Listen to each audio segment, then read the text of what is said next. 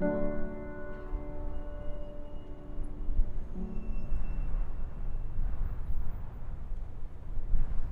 stood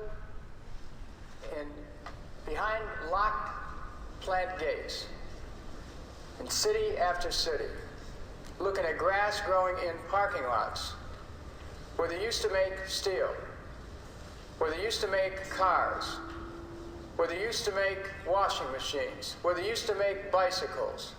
And now the plant gates are locked, and there's grass growing in the parking lots, and the neighborhoods around them are deteriorating. And people lost their jobs, and then they lost their homes. They lost their health insurance. They lost their pensions, or at least a big part of them. And there's grass growing in the parking lots. It's time that we had a president of the United States who had the willingness to challenge these trade systems and say what I'm about to say, and that is that my first act in office as president of the United States will be to cancel NAFTA,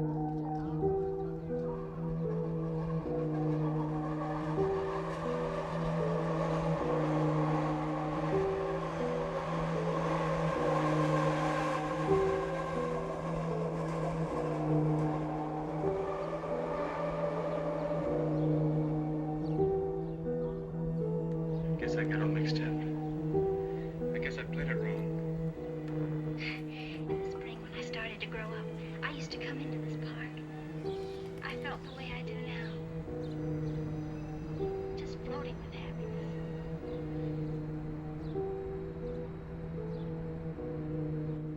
Look, what I said to you that night when I gave you the bracelet on. Don't talk about it anymore, Nicky. Don't talk about anything. I was born and raised in the city of Detroit, in Herman Kiefer Hospital, the same hospital my mother was born in. I've enjoyed my life here in Detroit, enjoyed it immensely. It was great there. It was absolutely great. There was industry. And there was a lot going on downtown, a lot of money being made. We have the Fords, we have the Firestones here in Detroit, we have the Dodges. That's what actually happens until they start to change things around. Why don't you play it wrong? Maybe you can if you're not lonely. I believe in you, Nicky. If I helped you, would you try? In the 60s and 70s, we had problems, we had strikes.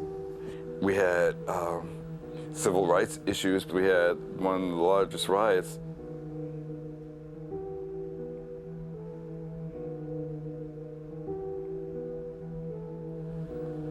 It was going on in the 60s and plus the craziness of drugs that came here.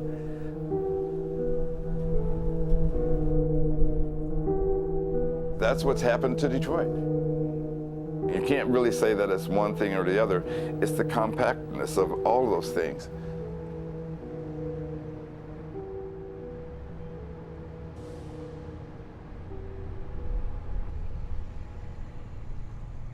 I know a lot of people left the city to go to Texas and Oklahoma during the 70s for oil, and people started moving to California. In the 80s.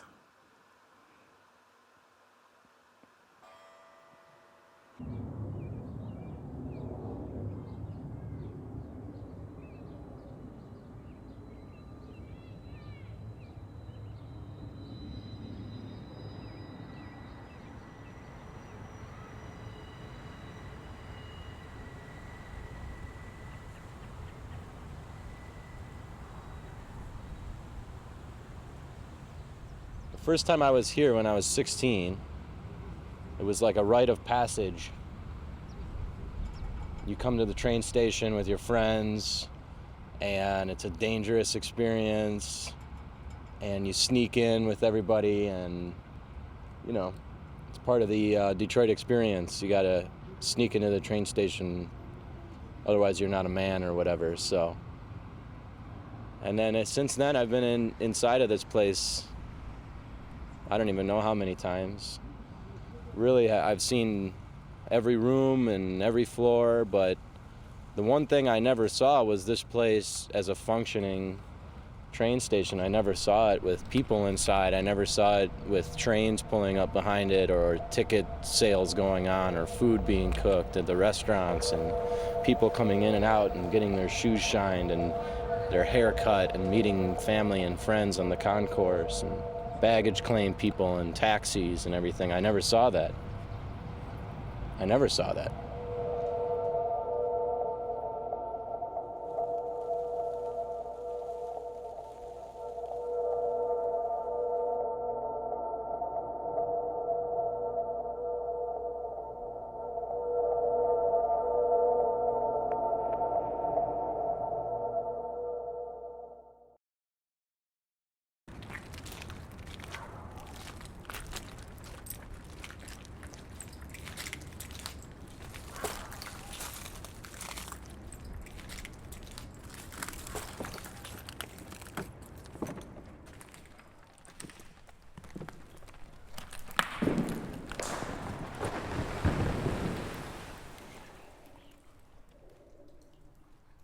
Easttown Theater saw some bad times as early as the 60s. You can see around us right now we're on the main stage. They took the seats out on the bottom floor when they turned it into a rock venue, but the balcony seats have always remained intact.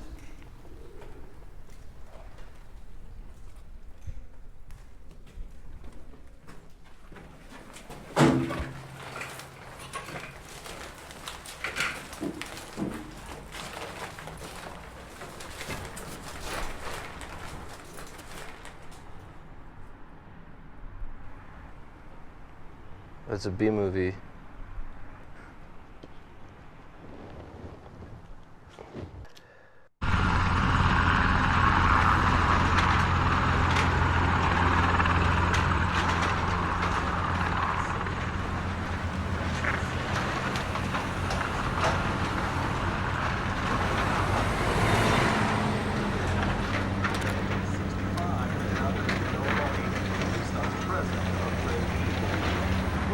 Let go. Move your hand. I got it. Hold on. You got another section. Make sure you get both lights. Make sure you get the flag. I can't see the flag. I can't hold us down long. So you do what you can. Did you get the whole section of the stadium? I got one section on the other side. Let's go. Did you get both lights? All sets of lights. I'm Ross and this is Risa. No, this is Risa and I'm Ross. I do Donald Duck. Tiger Stadium, what's left of it, at one time was a beauty. I was here at the 1971 All-Star game with my dad. It's sad to see it go.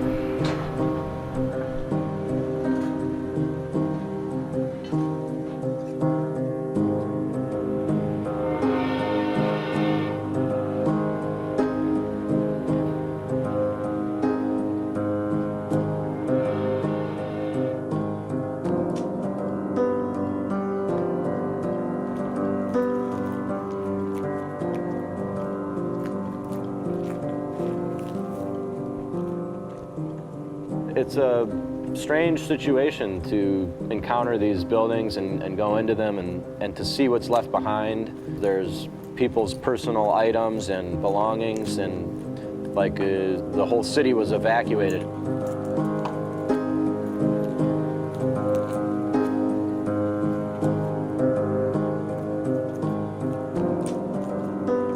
The apocalyptic nature of a lot of these ruins is what sort of immediately attracts especially young people to the ruins, because there's this kind of fascination with the apocalypse, you know, with what does the apocalypse look like? What would it look like if there was no humans left on Earth? What would it look like if all the industry just vanished? And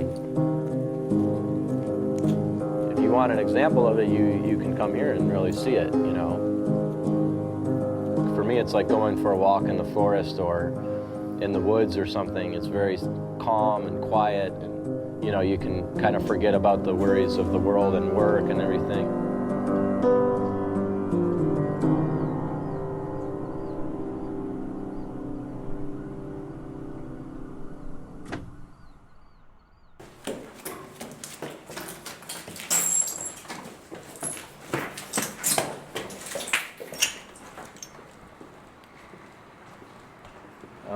As you can see, there's a pile of burned books here, but rather unusually, they're all the same book.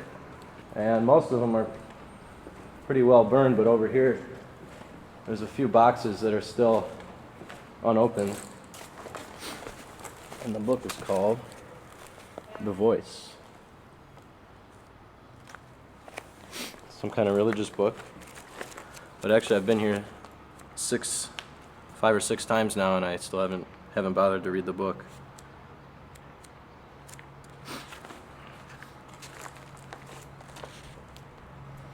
The Voice, Chapter 1. Detroit resembled Berlin after being leveled by the Allies near the conclusion of World War II. All the city blocks that had been destroyed in the riots of the 60s still lay desolate in the noonday sun. Only the rats scurried to and fro, undisturbed, except by the ever-increasing population of alley cats, cats every bit as cunning as the most feared man-eating tigers that still ravaged the small villages of India. Automobiles, stripped bare of chrome, windows, doors, seats, radios, stood up on concrete blocks looking like Death Valley skeletons, eaten clean as the carrion of the decaying post-industrial infrastructure. America's thriving automobile industry had built the city, and the desertion of the industry to greener pastures had left its former hub in the gutter, with many of the children of the first auto workers left behind. Those who could have moved out, others strapped without transportation, education, or direction had stayed. Most lived in hopelessness.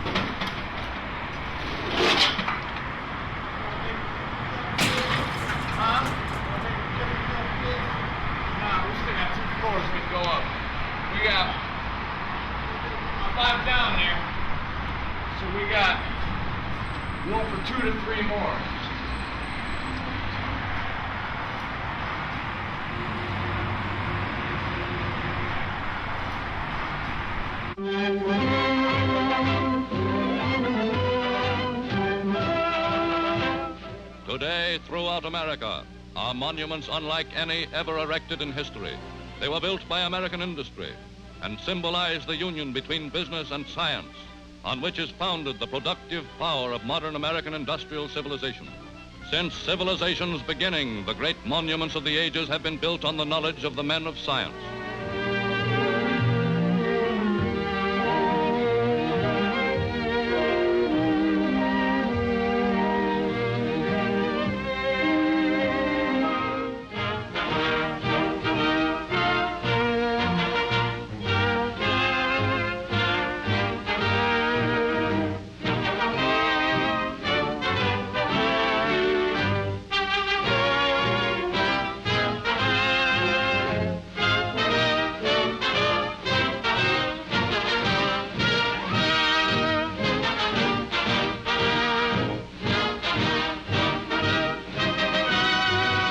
Was American industry of its mighty machines of production.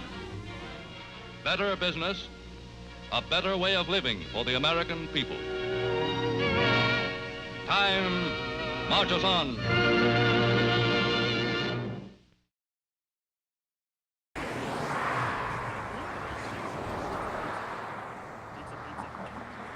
Pizza, pizza.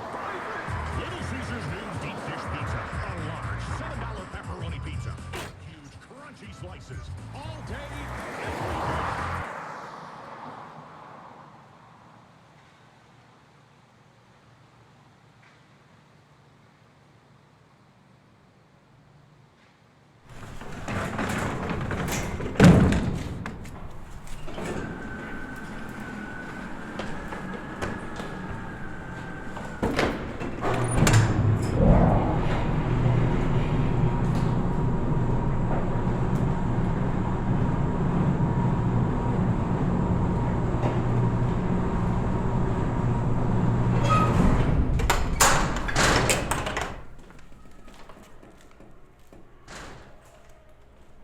It's said that there's a difference between a good story and a great story.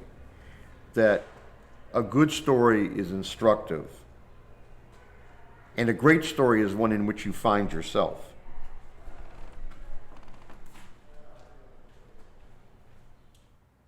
Henry Ford didn't so much want to make cars as he wanted to transform life. So these men had a vision. And a part of that vision was a selfish vision. It was how that they could get wealthy.